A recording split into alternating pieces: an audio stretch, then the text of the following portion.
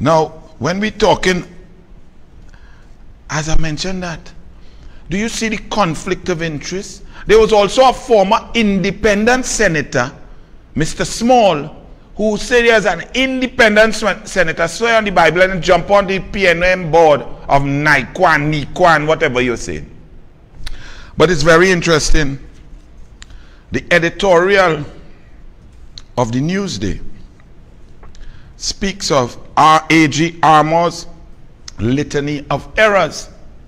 The Newsday, which since Judy Raymond came on board to the Newsday back in 2016, 2017, the editorial position and the nonsense that has been printed, the front page that has hidden the errors and corruption and disgusting policies of discrimination of the PNM, the Newsday that has been the guardian of Rowley's K-Pax since Judy Raymond became the editor, because Judy Raymond could get from Rowley what Kamala could never give she, no matter how hard she tried. Even though Dexter Daps learned that, boy, sometimes you think something is one thing, but it's really not. Poor Dexter Daps.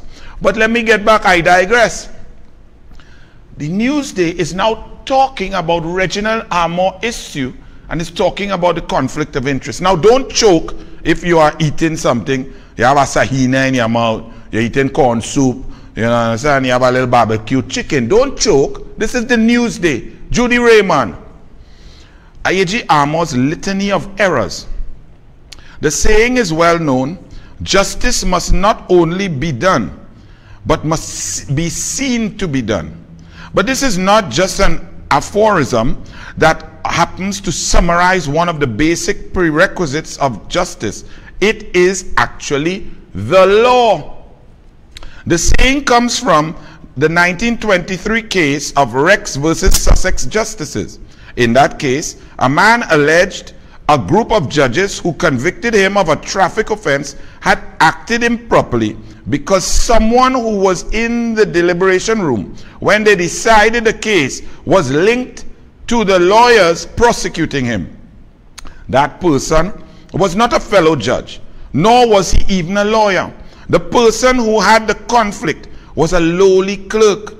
It was enough for the Lord Chief of England, Lord Hewitt, to quash the conviction, saying, it is not merely of some importance, but is of fundamental importance that justice should not only be done, but should manifestly and undoubtedly be seen to be done. Lord Hewitt added, nothing is to be done which creates even a suspicion that there has been an improper interference with the course of justice. This is the basis of conflict of interest. The Newsday has the audacity to write that editorial in stark, grave detail after the Newsday has propagated the conflicts of interest inherent in Rowley and the PNM for the last 7 years, that has this country in constitutional crisis, in corruption, in an economic state of despair, job loss, infrastructural degradation, and a destruction of the moral fabric of the country.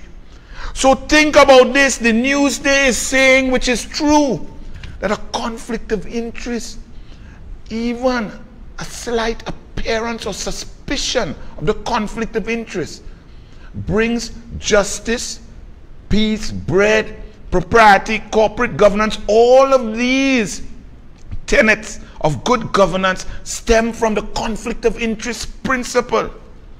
But Newsday, where was this understanding when the PNM cabinet has 210 recusals in 5 years, and the Attorney General former sitting in a cabinet rents out his own building and takes taxpayers' money, $38 million to outfit his own building?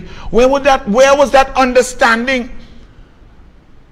of apparent bias, of conflict of interest, of improper influence, of corporate governance structures, improper enrichment, use of power? Where was that? Newsday. When Keith Christopher Rowley and the PNM appointed Bliss C. Prasad as the head of the Independent Police Service Commission, but yet she was also appointed on a politically appointed and affiliated board, taking directions from the minister, Camille Robinson Regis, as she was the head of the CDA board.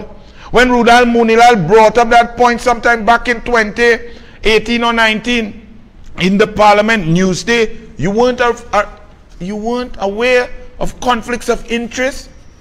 And then this led to the very Bliss C. Prasad acting inappropriately, taking instructions from the political directorate when she was an independent chair of a police service commission, charged with the awesome responsibility of selecting a commissioner of police through interviews, processes, analysis with other independent members of the Police Service Commission. And the Prime Minister, the member of the executive, overstepped his bounds, influenced, admitted that he found out the merit list was going, and he went to the president and influenced the president to influence Bliss C. Prasad to breach section 123(4) of the Constitution and create a constitutional crisis and the collapse of the Police Service Commission, the collapse of the merit list. A new Police Service Commission appointed with 2 staunch members of the PNM who have a close affinity and affection and relationship with the Prime Minister. One of them even having public posts attacking UNC in the most racist manner. You didn't, where was this analysis? Where was this analysis when Kamla Prasad, the sister, went to the Parliament to try and debate, to get a tribunal to investigate misbehavior in public office, and the president, if she breached the Constitution?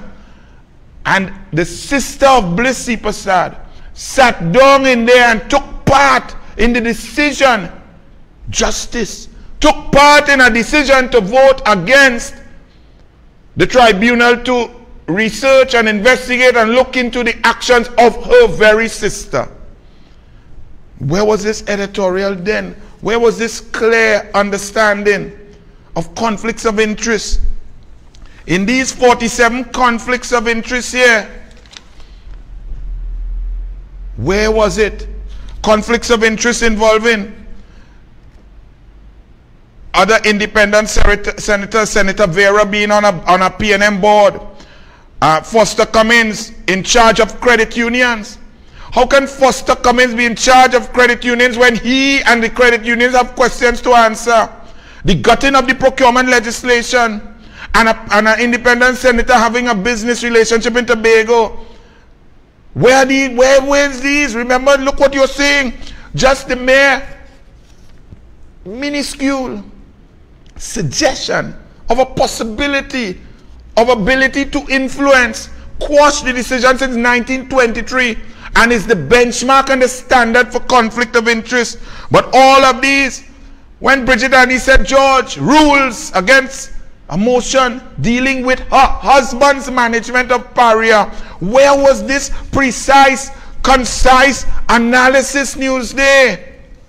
This is why our country is in a mess, because they know the truth, yet they print lies. The new word for lie is armor.